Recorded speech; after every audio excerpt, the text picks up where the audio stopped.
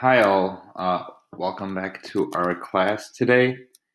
I'd like to say that I hope you guys are all doing well, and I like to thank and shout out those of you guys who have been completing those assignments. I'm glad to see that we've had some new people finishing and completing the assignments, and good job for you, for those of you who have been doing it. And if you have not been doing it, please take some time out of your day and continue to learn because it is still important to be completing assignments.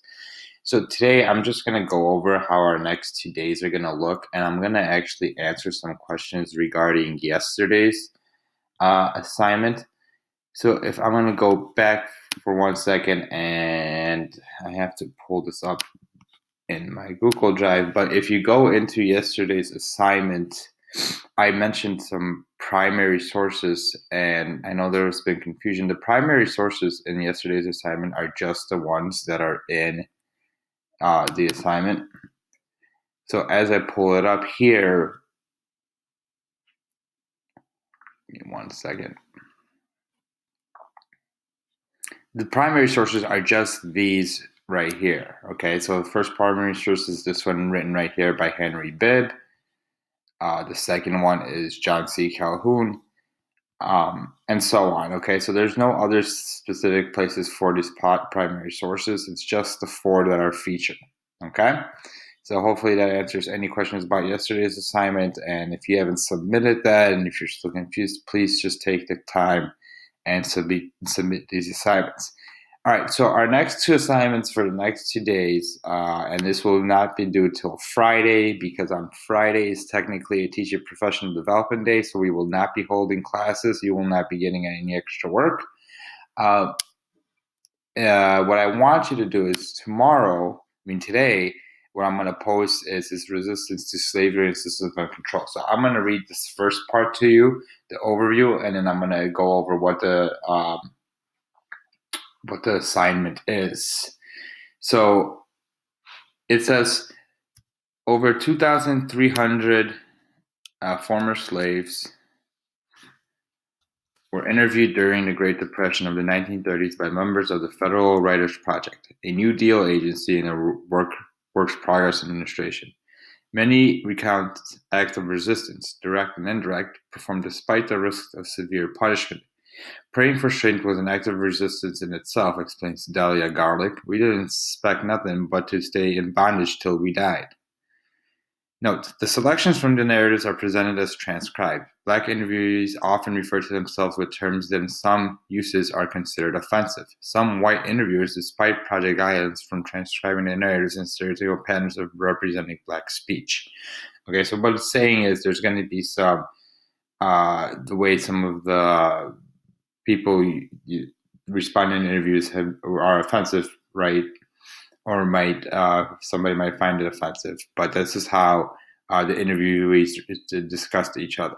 Okay, so what you're gonna do is you're gonna read about former slaves who did interviews in the 1930s. So these were much older people, right? Remember, 1930s. That's almost 70 years since the end of the Civil War. So these are older former slaves, and they talk about resistance. Okay, so you're gonna read these interviews. You have one here from William Colbert, you have one from Samuel Simon, and so on. So altogether, there's 6 of them, right? What you need to do is the directions are you're going to pick 2 of the above narratives and answer the questions. So here you're going to tell me which of the interviews, 1 through 6, you're going to answer these questions, and you're going to do this twice, okay? Then you're going to answer these 2 questions that ask, what were the values? Like, what were the things that you can, use from these sources? How were they useful? And then what were some limitations? Like, what could have been made these sources better? I can give you an extent, they're being interviewed 70 years later. So a lot of times people have trouble remembering what happened 70 years later, or at least their memory is overshadowed. I mean, not overshadowed, but at least their memory, people are able to get their memories to think what they want it to look like. So that's one of the limitations of the source. And then what you're going to do is tomorrow, part of the assessment is going to be a write up. So we're going to go and you're going to go and write a paragraph responding to our prompt here. What was the most effective form of slave resistance? And you're going to use one of the sources to justify your answer. And as always, you're going to use our format of claim, evidence, and analysis. Remember, your claim is your thesis or topic sentence of the paragraph where you answer, whatever the interviewee said, this was the main form of slave resistance, right? It should only be this one sentence. Then your evidence is going to come from one of the sources, so please make sure to cite that. And then your analysis is the so what, like why is this important? What is the value of this? How did this type of slave resistance lead to the best outcomes? Okay. Now, if you don't like using this organizer, you could just write a regular paragraph underneath, and I will grade it the same way. All right. So, if you have any questions, please, if you want, you could email me. Remember that there's the office hours sign-in sheet. Actually, I don't think I explained that to you yet. I know I did in directions, but we do have an office hours sign-in sheet. So basically,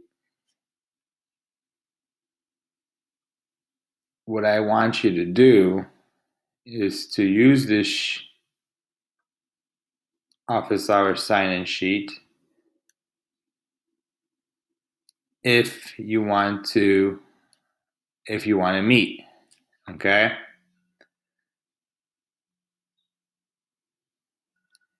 So, for instance, today is Wednesday, right? So between 1 to 2, I am available to meet on Google Meets. If you want to meet regarding one of these topics, we can meet.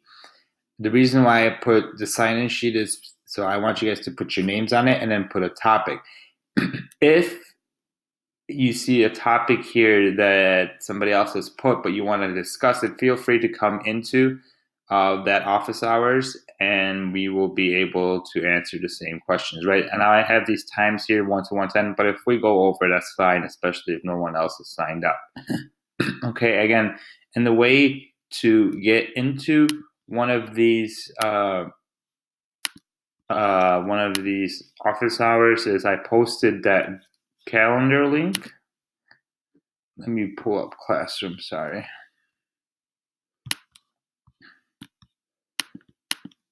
So if you go into Classroom,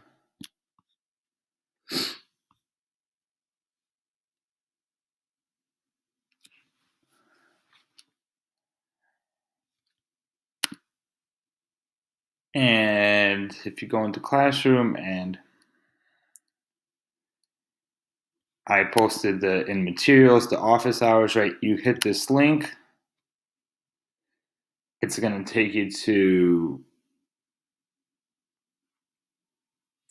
Google Calendar, right? It takes me to mine. It's going to take you to yours. But if you go into yours, right, on the date, like today's the 15th, you will see 1 p.m. Chef Trick office hours. You click on it, and then there's where you can join the meet. Okay. So that's that. Again, if you have any questions about any of this, office hours is a time to do it, or you can just keep sending me emails and I will be responding to them as best as I can. All right. If not, I hope you enjoy the snow that is going on outside. I know it's after spring break and it's snowing and that's kind of crazy, but hopefully that snow will go away. And if you like the whole cold, I hope you are enjoying it. All right. Other than that, I hope you guys have a wonderful rest of your week and you can do as much work as possible. Thank you.